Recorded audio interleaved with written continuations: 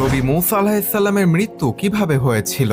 হাদিসে এসেছে, মূসা আলাইহিসসালামের বয়স যখন 120 বছর, তখন মৃত্যুর ফেরেশতা মালাকুল মাউত মূসা নবীর জান কবজ করতে আসেন। কিন্তু মূসা আলাইহিসসালাম রাগান্বিত হয়ে ফেরেশতাকে থাপ্পড় মেরে দেন। তখন ফেরেশতা আল্লাহর কাছে গিয়ে বললেন, আপনি আমাকে এমন এক বান্দার কাছে পাঠিয়েছেন যে কিনা মৃত্যুবরণ করতে চান না। আল্লাহ তাআলা তখন ফেরেশতাকে বললেন, তুমি তার কাছে ফিরে যাও, গিয়ে তাকে জিজ্ঞাসা করো সে কত বছর জীবিত থাকতে চায়।